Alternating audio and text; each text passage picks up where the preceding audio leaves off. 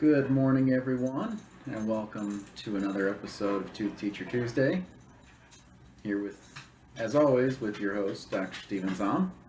I hope everybody had a wonderful Memorial Day weekend, enjoyed the Indy 500 or cookouts or whatever you chose to do, but let's also not forget to honor and remember all those who gave their lives in service to our country. The real reason for the holiday. But without further ado, we'll jump into things. One piece of feedback that I've received is that these videos are a little bit too long, and to try to keep them right around 5 minutes. I tend to ramble when I get on to a topic, so I'll try to keep things more brief though. So without further ado, this week we're picking up where we left off a couple weeks ago, talking about dental insurance. Last time we talked a little bit about how it works and how what may be perceived as benefits is really more a lot of times in-network write-off, and how a lot of times nowadays that in-network write-off is 40 to 50%, and why that's frustrating for dentists. If you can imagine going to work yourself and working a full day's work, and then at the end of the day having HR tell you, oh well, we're only going to pay you half of your paycheck. That's essentially what a lot of insurances are doing nowadays. And so on that same theme, I'm going to actually kind of do something a little bit different and read.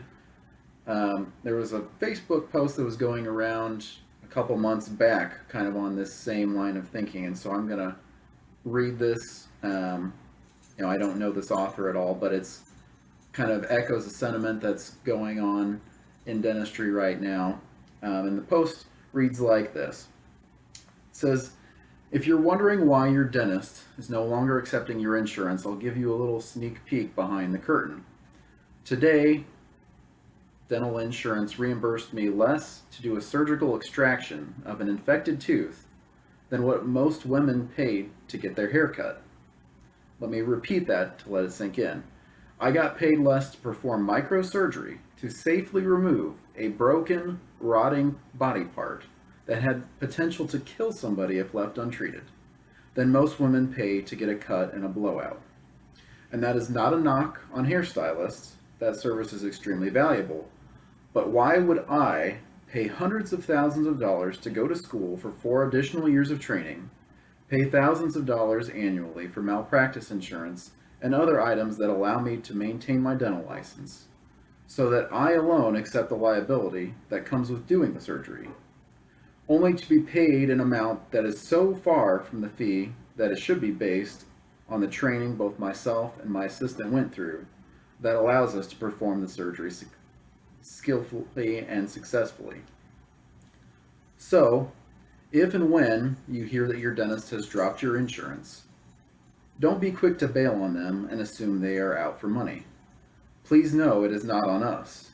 It is the insurance companies that do not value the skill it takes to keep you safe and comfortable while you are in our care. We can no longer stay in this toxic relationship. If you like and trust your dentist, try to figure out how you can make it work with them being out of network, because soon all of us will be out of network with all insurances, or at least that's my prediction." So, as that post kind of says, that's a frustration for dentists, is being reimbursed half of what it really costs to provide safe care, and that's where it's created this culture in dentistry where either dentists choose to go out of network to avoid taking the huge write-off, or the alternative is that it forces dentists to work twice as fast to recoup their loss. And that's where if you've been to a dental office that just seems like a factory where they're just plugging through and there's no personal touch to it, you just feel like a number. That's probably why, is that they have to work that quick to recoup their loss. as I mentioned last time, we're very fortunate in our practice to accept many, many out of network plans, but we're only in network with a couple of dental insurances, which allows me to take my time and my team to take our time and provide deliberate, careful care with that personal touch rather than just trying to get you in and out the door. So, this particular dentist that authored this post predicts that all dentists are going to go out of network with dental insurance in the next couple of years. I don't know about that, but I guess we'll kind of talk about why in the next couple of insurance related episodes, talking about, insurance reform. That's the whole point of really talking about insurance in this series. Is there's a lot of talk about insurance reform right now.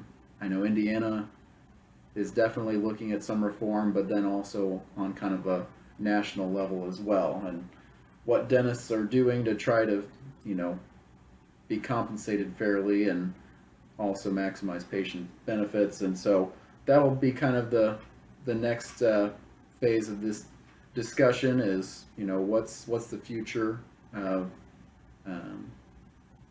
dental insurance reform. And so we'll pick up there in a couple weeks. That being said, I'm a little bit past my 5-minute mark, so I'll go ahead and wrap things up.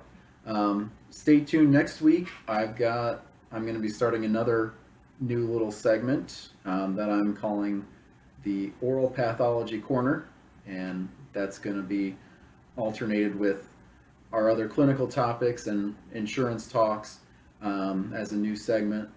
Each week, just talking about a little, topic of the week, different type of oral pathology that's pretty common. So that'll be starting next week. And so until then, thank you for watching, and I hope you'll tune in next week.